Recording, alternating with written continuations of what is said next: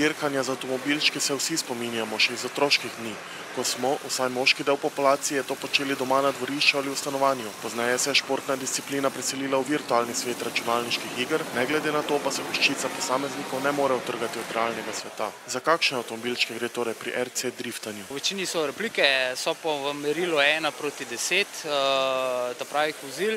V večini se uporabljajo v bistvu karoserije pravih japonskih vozil ali evropskih, kot so BMW, ki je zadnji pogon, ker pol je res realen drift.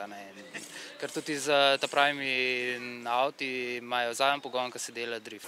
Karoserije so torej različne, kaj pa podvozje, koliko se razlikujejo posamezni modeli? Razlikujejo se samo v dveh dimenzijah. Ena je kardanska izvedba šasije, druga je jermenska. Imel sem kardansko, imam zdaj jermensko, ampak čisto, kakor se človek navadi. Kako težko pa je upravljati ta avtomobilček, zadeve so kar hitre? V večini mi prijatelji pravijo, to je dejansko igračkanje. Pa do zdaj še vsakmu, ki sem ga dal, je po 10-15 minutah mi je vse skupaj nazaj dal, pa rekel, to ni variante za pelet. Tako da je kar, ker se tukaj lovi. Obstaja tudi elektronka, ampak žal v evropskem merilu je prepovedana ta elektronka in je tudi pri nas smo jo prepovedali. Tako da v bistvu, kad ti sama avtomatsko uravnava nagib koles. Ker tukaj je tako, nekdo vozi 2 let, se matra, se uči, pa pride nekdo, ki da pač to elektronko noter in odpelje 10-krat boljše od njega. Zato je pač prepovedana, da se človek malo matra. Kako drag pa je ta hobi? Če govorimo o novih zadevah, nove zadeve so recimo od 150 evrov dalje, vse cene tudi vrtijo čez 500. Kakšen je motor, kakšna kvaliteta, koliko so močne baterije in to sam stroške naredi. So v Sloveniji tudi kakšne tekmovanja, s katerim bi se dalo kaj zaslužiti morda?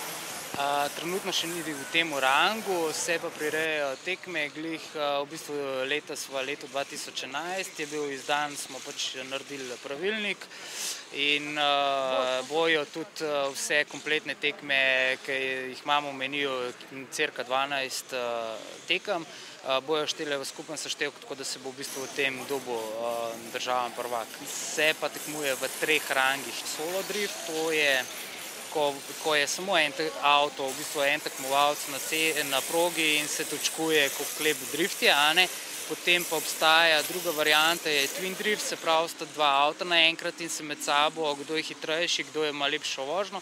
Potem imamo pa še tretjo varianto tekmovanja, to je pa styling drift, se pravi, koliko je v natančnosti narejen avto, recimo, ker obstajajo za te avtomobilčke od spoilerjev, brisalcev, različne dimenzije gum, recimo platišča so različna, potem diski obstajajo.